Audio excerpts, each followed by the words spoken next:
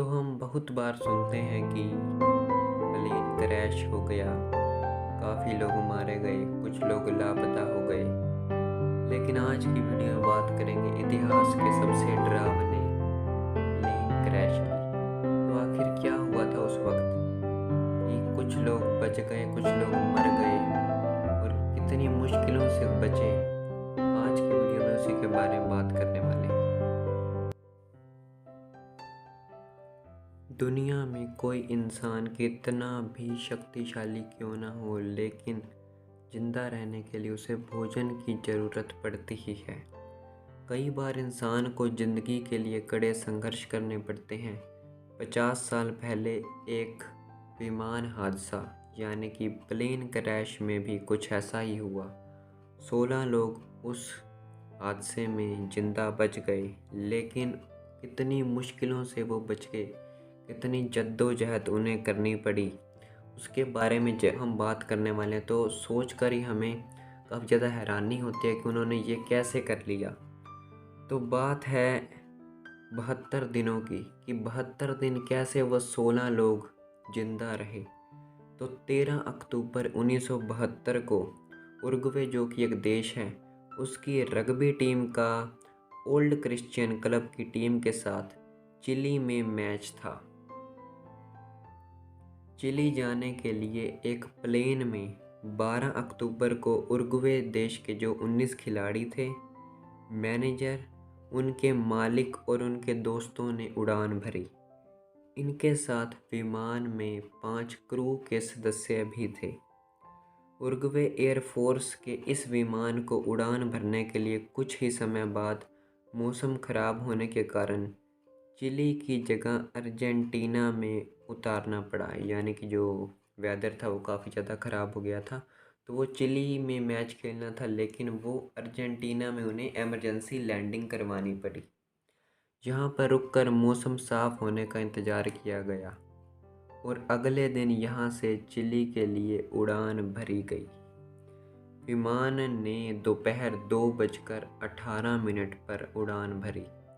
विमान के पायलट को ग्लेशियर से 29 बार गुजरने का अनुभव था। यहाँ पर काफ़ी गौर करने वाली बात है कि जो विमान का पायलट था उसे काफ़ी ज़्यादा एक्सपीरियंस था। वो 29 टाइम्स 29 बार ग्लेशियर को पार कर चुका था, लेकिन उस दिन उसकी जगह को पायलट विमान को उड़ा रहा था और मौसम बहुत ज़्यादा ख़राब था। विमान एंडीज पर्वतमाला की एक पहाड़ी की चोटी से टकरा गया और इसका पिछला हिस्सा टूट गया। विमान पहाड़ी की एक चोटी से टकरा गया और उसका एक पिछला हिस्सा भी टूट गया। इसमें उड़ान के दौरान 45 लोग थे और हादसे के बाद 35 लोग जिंदा थे। यानी कि जब उड़ान भरी उसने तो 45 लोग थे, लेकिन जैसे उसका पिछला हिस्सा टूट गया यानी कि हादसा हो गया, उसके बाद 35 लोग जिंदा थे, यानी कि 10 लोगों की मौत हो चुकी थी। अगले दिन 5 अन्य लोगों की भी मौत हो गई, यानी कि 35 में से भी 5 की मौत हो गई। अब बाकी बचे हैं 30। यहाँ पर जो बाकी 30 हैं उनकी लाइफ और ज़्यादा डिफ़िकल्ट होने वाली है। पहाड़ी पर फंसे लोगों ने माइनस तापमान यानी कि शून्य से भी कम तापमान में यहाँ पर और सर्द हवाओं के बीच टूटे विमान के टुकड़ों को जोड़ने का प्रयास किया, क्योंकि जब वो प्लेन का पिछला हिस्सा टूट गया था और मौसम काफ़ी ज़्यादा ठंडा था, माइनस में टेम्परेचर था, तो उन्होंने जो प्लेन के टूटे हुए टुकड़े थे उसे जोड़ने की कोशिश की और उन्हें सील करने की कोशिश की। धीरे धीरे उन लोगों के पास खाना भी ख़त्म हो गया था, तो उन्होंने सीट के ऊपर लगे लेदर कवर को खाना शुरू कर दिया। यानी कि जो प्लेन की सीट्स होती हैं उस पे जो लेदर की कवरिंग होती है उसे खाना शुरू कर दिया। टूथपेस्ट तक खाने की कोशिश की उन लोगों ने, लेकिन वे इससे बीमार पड़ने लगे और मरने लगे। वहाँ मरने वाले लोगों की लाशें खराब नहीं हुई, क्योंकि वहाँ का जो टेम्परेचर था वो माइनस में था, शून्य से भी कम था। तो इसी कारण से जो उनकी लाशें थी वो भी ख़राब नहीं हुई थी, क्योंकि -डिग्री टेम्परेचर में लाशें ख़राब नहीं होती हैं। वे तापमान कम होने के कारण जम चुकी थी।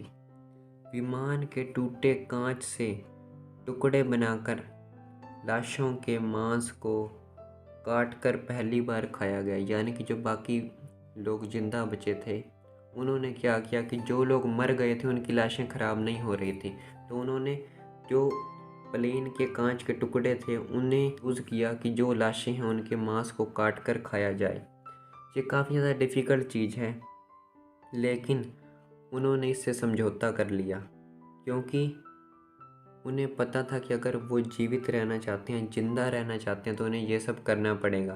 तो जो भी व्यक्ति मरता, उसकी लाश को वो पहले खा लेते थे। इस घटना में बचे इंजीनियर होर्ले बताते हैं। तो होर्ले नाम का एक इंजीनियर जो बच गया था, वो कहता है कि हम मर रहे थे, और जब आपके सामने दो ही चीज़ें हों कि या तो आप मर जाओ या जीने के लिए जो ज़रूरी हो वह करो, तो आप जीवन को चुनते हैं। यानी कि जो वो लाशों को खा रहे थे, जो सीट के ऊपर लगे लेदर कवर को खा रहे थे, टूथपेस्ट खाने की कोशिश कर रहे थे, तो उनका मानना है कि वो ज़रूरी था, क्योंकि अगर वो वैसा नहीं करते तो वो मर जाते। तो ये एक पहलू था कहानी का। दूसरे पहलू की बात करते हैं कि जब प्लेन क्रैश हो गया तो वहाँ की सरकार ने क्या किया।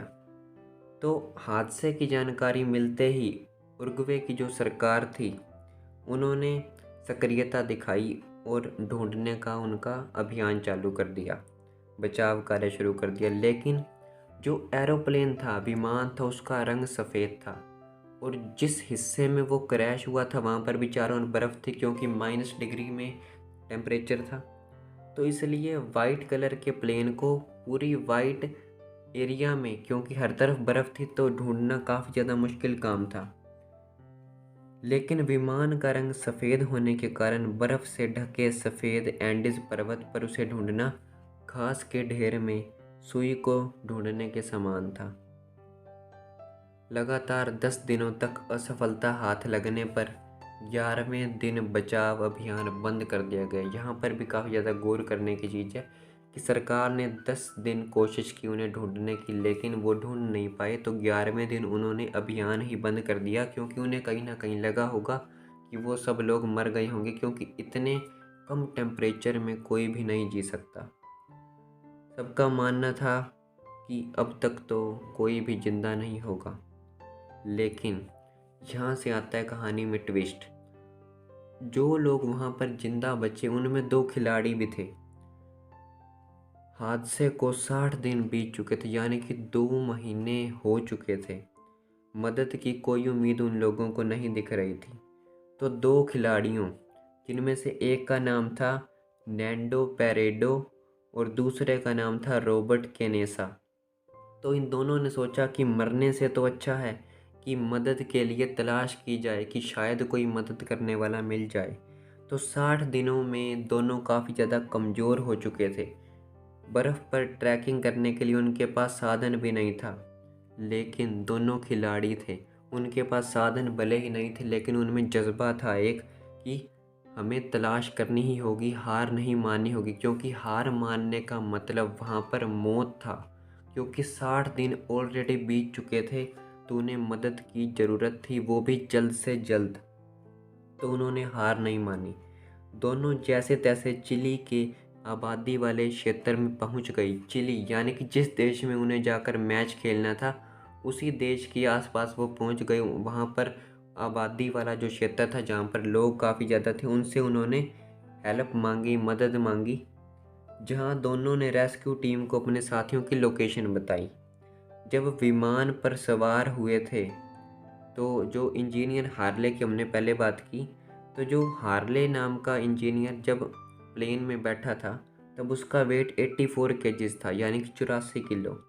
लेकिन जब उसे बचाया गया तो उसका वजन सिर्फ 37 किलो रह गया था। यानी कि देखिए कितना फ़र्क हो गया 72 दिनों में, 84 केजी से 37 केजी। क्योंकि इन दौरान 72 दिनों के दौरान में उन्हें कुछ भी खाने को नहीं मिला। लाशों के मांस को उन्होंने काट काट कर खाया, लेदर सीट जो कवर थे वो खाए। तो काफ़ी ज़्यादा डिफ़िकल्टीज़ हुई। रिकॉर्ड के अकॉर्डिंग अगर बात करें तो औसतन हर बचे हुए व्यक्ति का 29 किलो वज़न कम हुआ था, यानी कि जो एवरेज थी, जो लोग बचे थे उनका वेट 29 किलो कम हो गया था 72 दिनों में।